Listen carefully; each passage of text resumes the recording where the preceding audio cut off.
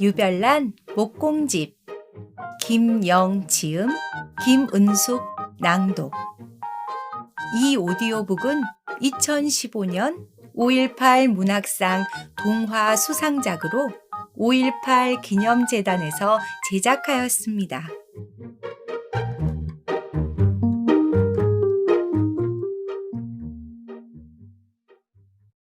톡톡 아침부터 굵은 빗방울이 떨어졌다. 이제 막 터지기 시작한 살구나무 꽃망울에 큼지막한 빗방울이 매달려 있었다. 일요일 아침에 비가 와서 다행이다. 학교에 있는 동안 갑자기 쏟아지는 비는 걱정거리다. 엄마가 집에 있을 때가 좋았다.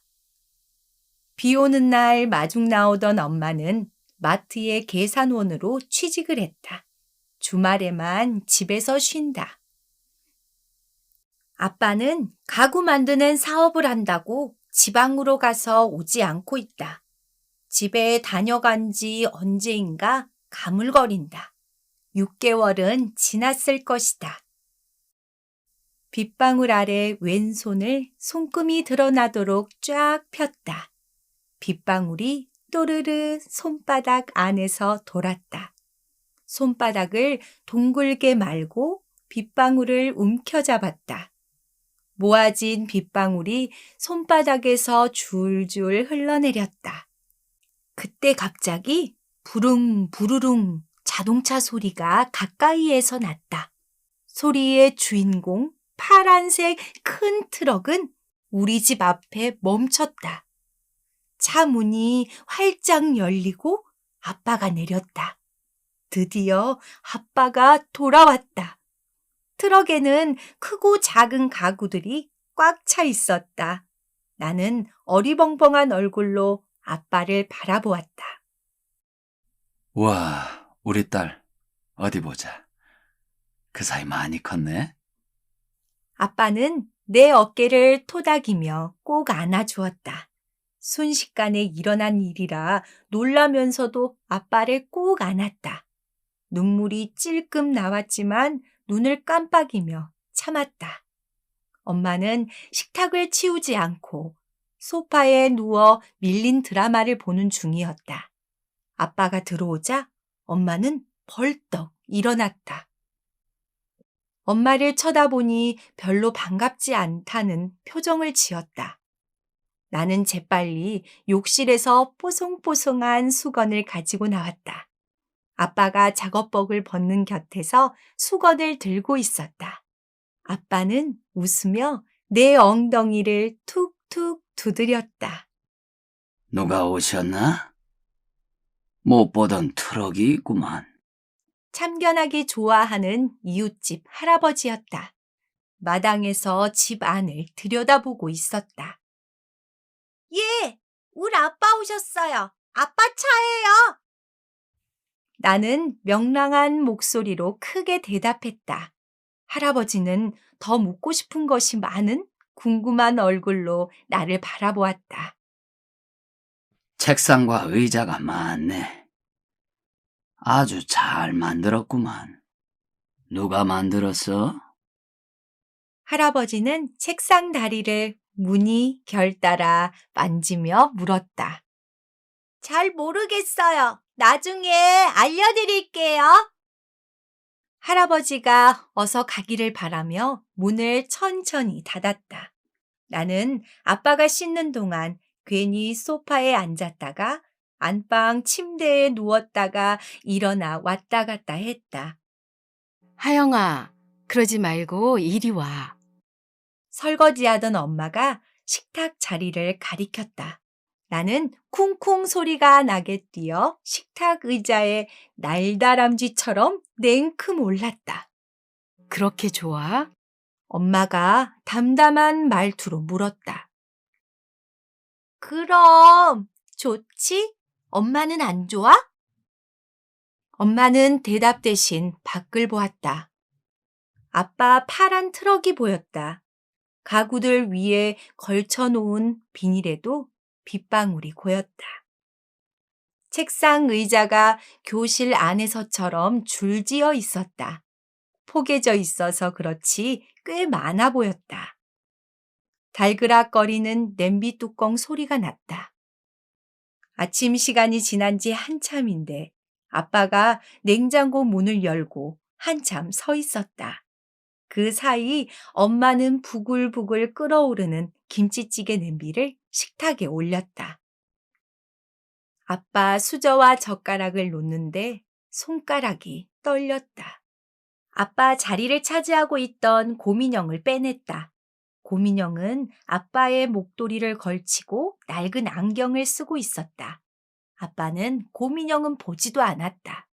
곰인형을 뺀 자리에 엉덩이만한 별 문양이 움푹 들어 새겨져 있었다. 아빠는 손으로 별을 따라 그렸다. 아, 바로 이 냄새야. 김치찌개에 코를 벌름거리며 아빠가 자리에 앉아 엄마는 안방으로 가버렸다. 음식을 앞에 두고 아빠와 마주보고 앉았다. 아빠는 허겁지겁 찌개 국물을 입으로 가져갔다.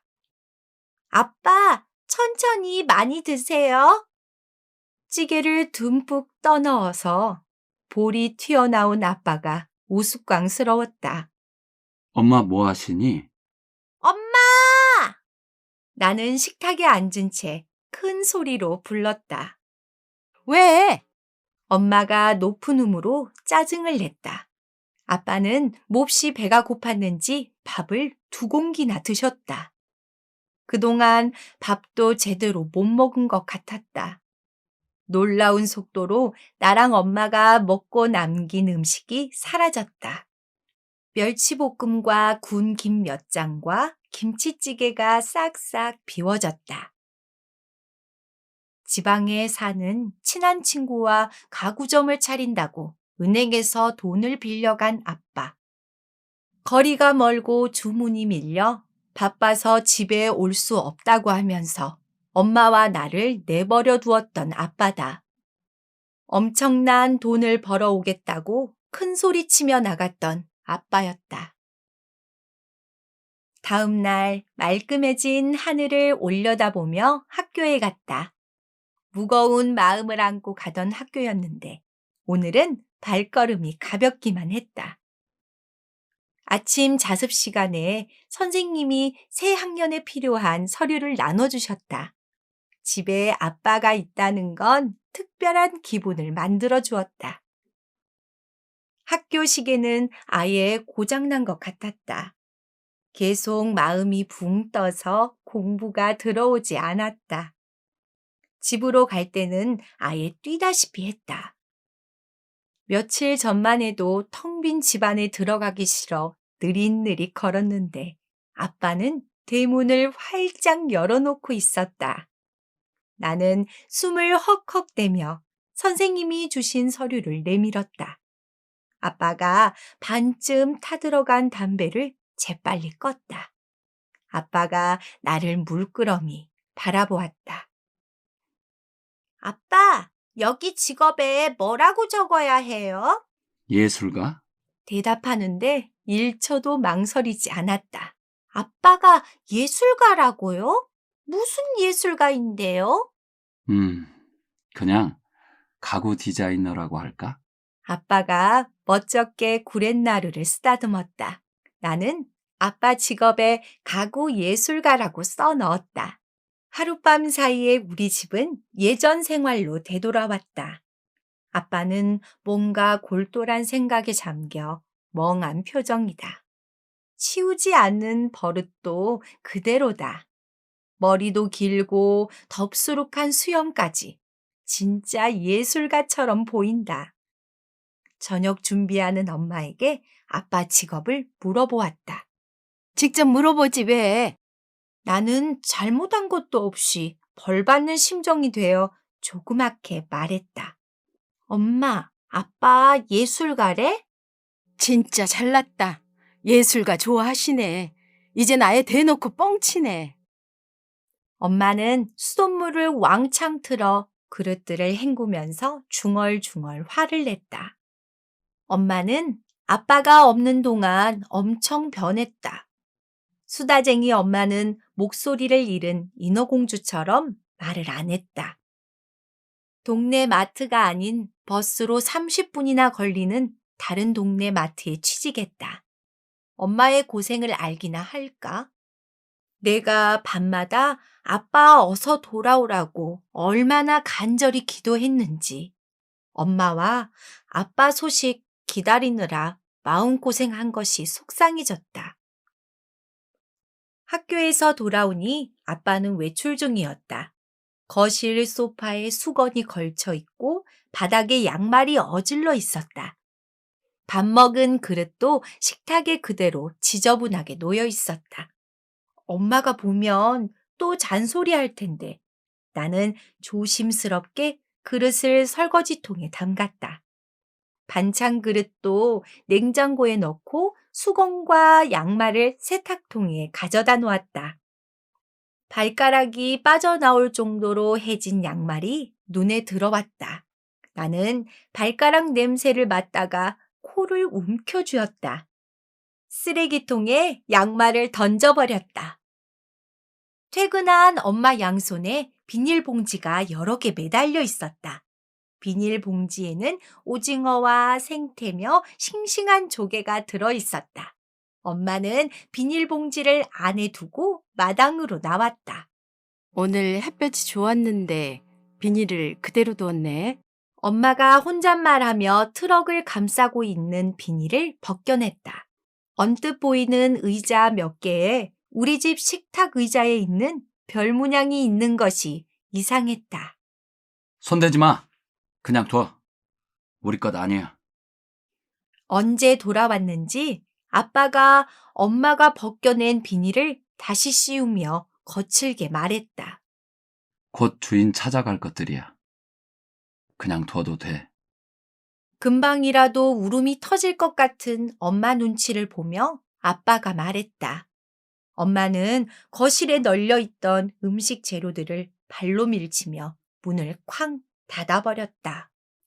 아빠는 트럭에 들어가 나오지 않았다. 나는 차라리 아빠가 오지 않았으면 더 좋았을 거라는 생각을 했다. 엄마와 나 둘이서 조용히 살 때는 아빠가 무척이나 그리웠는데 실제 상황은 두근두근 심장이 뛸 만큼 두려운 일이 일어나고 있다. 한참 후에 머리를 질끈 묶은 엄마가 방에서 나왔다. 입을 꾹 다물고 음식을 만들었다. 해물이 듬뿍 들어간 매운탕이 아주 먹음직스러웠다. 밥상만 차려놓고 방으로 가는 엄마를 안아 자리에 앉혔다. 엄마도 같이 먹어요. 우와. 해물탕 냄새 대박이다. 아빠한테 가려고 일어서는데 코를 킁킁거리며 들어서고 있었다. 엄마는 밥을 아주 조금만 덜었다. 나는 더 먹고 싶었지만 엄마 편이 되고 싶어 조금만 먹어야 했다. 아빠는 식욕은 곧 삶의 의욕이여 혼잣말을 했다. 하지만 아빠가 쩝쩝 맛나게 먹는 소리가 무척 거슬렸다. 빈 그릇들을 치우며 엄마가 입을 열었다. 저 가구들은 뭐고? 이제 어떻게 살 거예요? 낮고 무거운 엄마 목소리에 가슴이 쿵 내려앉았다. 다 생각이 있으니까 너무 재촉하지 마. 곧 좋은 일들이 생길 거야. 태평한 아빠 대답이 돌아왔다. 엄마가 벌떡 일어나 안방에 들어갔다. 책장에 꽂혀 있던 서류 봉투를 꺼내 아빠 발 아래 던졌다. 아빠 이름으로 온 우편물들이었다. 은행과 카드 회사에서 보내온 것들이 대부분이었다. 아빠가 시뻘개진 얼굴로 우편물들을 집어들었다. 당신이 가구 예술가라고? 기가 막혀서 말이 안 나오네. 안방 화장대 위에 있던 서류가 엄마 손에서 휘날렸다. 왜? 하영이한테는 창피해? 백수라고 하지. 아니, 신용불량자라고 해. 그래, 남들 일할 때 신나게 노래하고 춤추다 굶어 죽은 배짱이도 뮤직 아티스트였겠네. 그동안 엄마가 말을 아낀 것은 오늘을 위해서였을까? 뻥튀기 기계 속에 든 옥수수처럼 한꺼번에 말이 튀어나왔다. 이솝이 요즘에 살았으면 함부로 배짱이 죽었다고 못했을 텐데 아쉽다. 노래하고 기타 치고 즐겁게 살면 절대 죽지 않았을 텐데. 오디션에 나가 상금을 타고도 남았을 텐데. 안 그러니, 하영아? 아빠가 나를 보자 가슴이 쿵쾅쿵쾅 요란하게 뛰었다. 한밤중이 되자 응급차 달리는 삐뽀 소리가 들리다 멀어졌다. 엄마와 자다가 혼자 자려니까 자꾸만 깼다. 나는 베개로 얼굴을 가리고 숫자를 세기 시작했다. 100까지 세니 오히려 눈이 더 커지고 정신이 말똥해졌다. 이번에는 우리 반 아이들 이름을 외우기로 했다. 학년이 바뀌어서 별로 아는 아이들 이름이 없었다. 오줌을 누면 잠이 올 것 같아 겨우 일어나 화장실로 갔다. 화장실 문을 덜컹 열었다. 아빠가 화장실 거울 앞에서 울고 있었다. 화장실 거울에서 아빠의 눈물과 마주쳤다. 나도 모르게 급히 문을 닫아버렸다. 뒤척거리다 보니 어느새 창문 밖이 환하게 밝아왔다. 급식실 창문 밖에 작은 새들이 쫑쫑 찌찌 노래하다 포르르 나무 위로 날아다니고 있었다. 내가 최고 좋아하는 새우튀김이 나왔지만 한 개만 먹었다. 옆에서 내 눈치를 살피던 짝꿍 종혁이에게 새우튀김을 몽땅 옮겨주었다. 하영아, 혹시 너 사춘기야? 살 빼려고 그래? 눈이 휘둥그레진 종혁이가 물었다. 종혁이는 2학년 때도 짝꿍이어서 내 식성 정도는 훤히 꿰뚫고 있었다. 나는 대답으로 고개를 가로저었다. 점점 하늘이 어두워졌다. 꽃샘 추위가 이 정도일 줄이야. 봄 재킷을 입었는데 뼛속으로 찬바람이 들어왔다.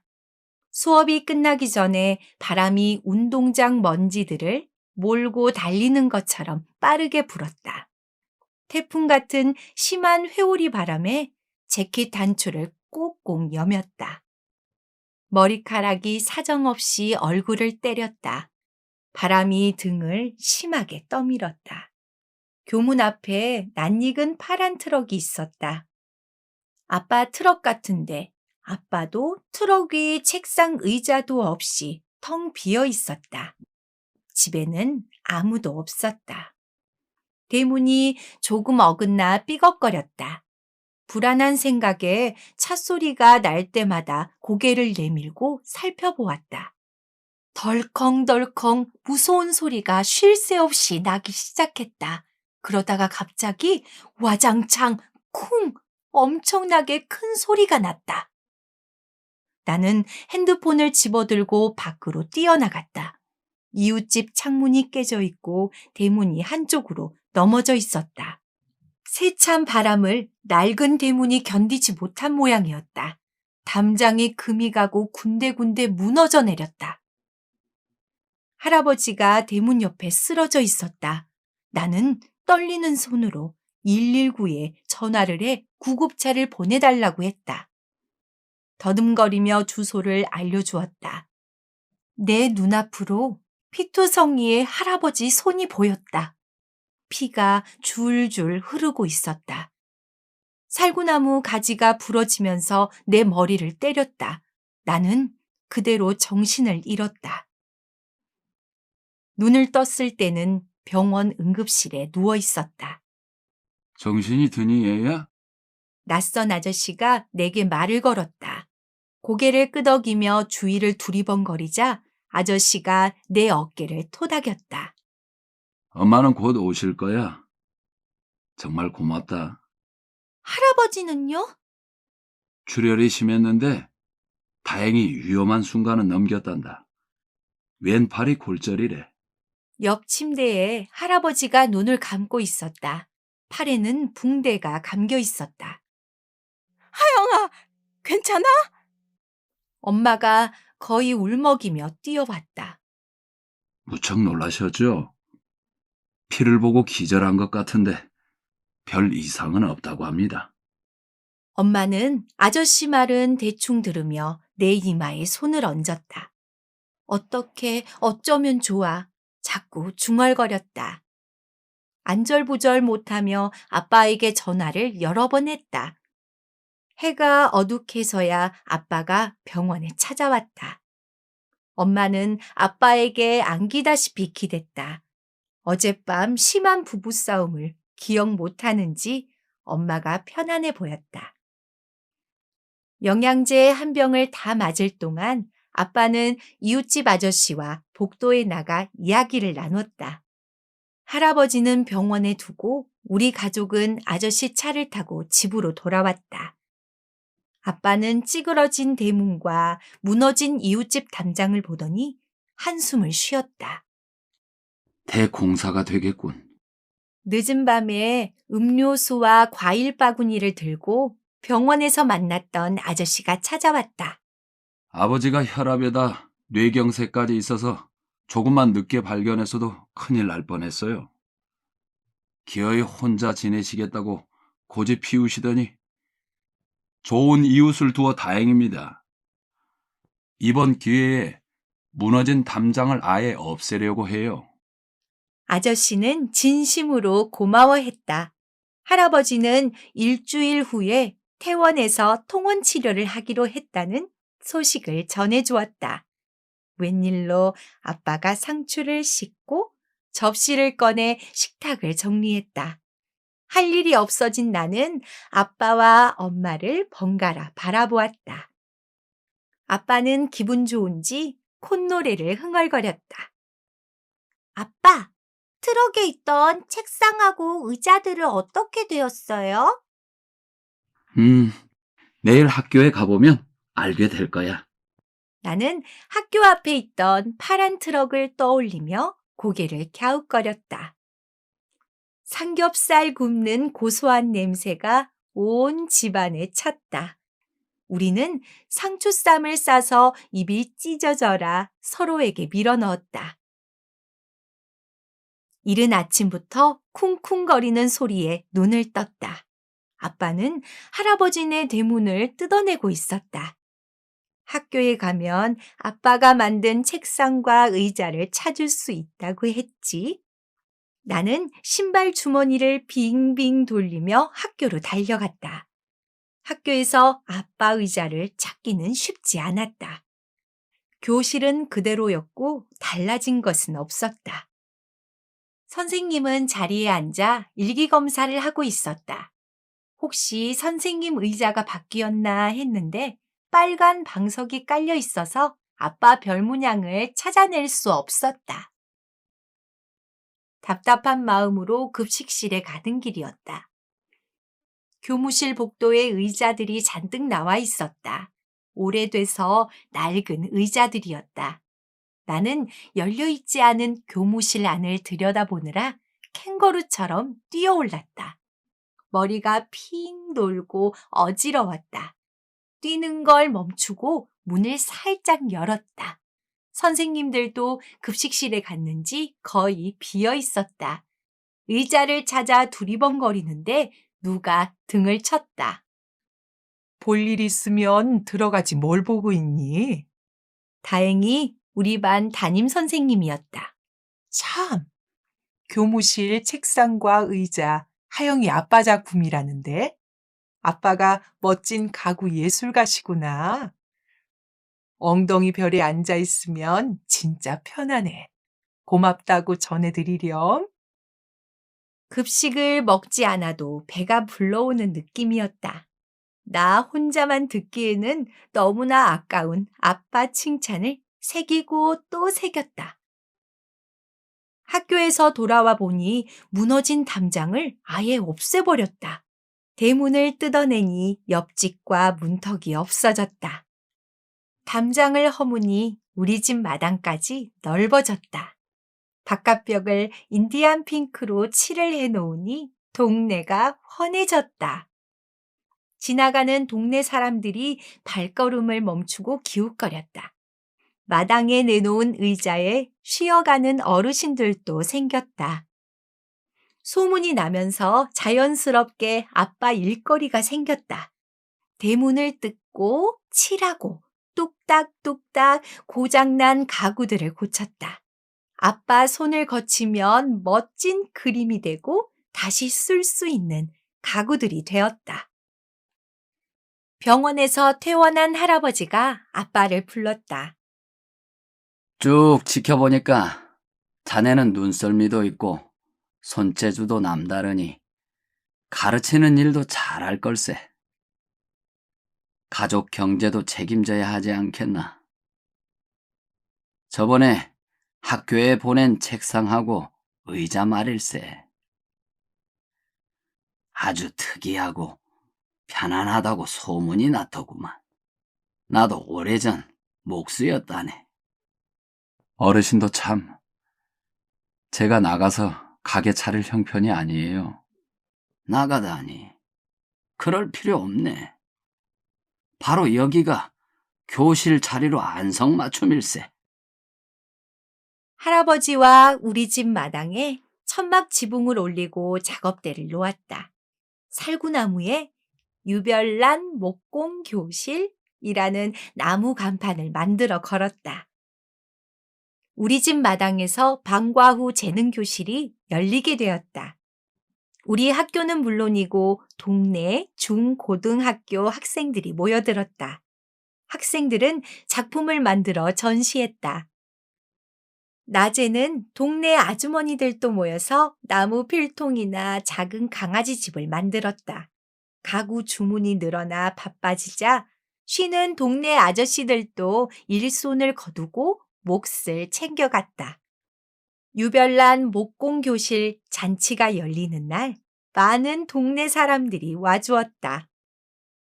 우리 마을에 이런 특별한 젊은이가 있다는 것은 큰 축복입니다. 그동안 어디 갔다 오셨는지요? 사회자가 된 아저씨의 소개에 사람들이 우와 웃음을 터뜨렸다. 아빠가 당당하게 앞으로 나왔다. 아이돌 가수처럼 휴대용 마이크를 턱에 붙이고 노래하듯이 신나게 말했다. 고맙습니다. 제 이름이 유별난입니다. 다시 한번 하하하 웃음이 터졌다. 기꺼이 마당을 내준 할아버지에게 감사 인사 올립니다. 저의 애정과 열정으로 여러분의 숨은 재능을 찾도록 돕겠습니다. 나머지는 여러분 몫입니다. 끊임없이 갈고 닦고 문지르면서 견뎌야 합니다. 그래야만 나만의 걸작이 탄생하거든요. 저와 여러분은 멋진 한 팀입니다. 교복 입은 중학교 오빠들이 휘리리리 휘파람을 불었다. 동네 사람들 너나 할 것 없이 힘껏 박수를 쳤다. 살구나무 아래 이웃들이 차려놓은 밥상은 푸짐했다. 바람이 불 때마다 하얀 살구꽃이 사람들 머리에 내려앉았다. 어머, 꽃 다 지겠네. 살구가 주렁주렁 열려야 나눠 먹고 살구잼도 만드는데. 벌써부터 들뜬 엄마 목소리가 유쾌했다. 유별난 목공집. 나무 간판이 봄바람에 가볍게 흔들거렸다.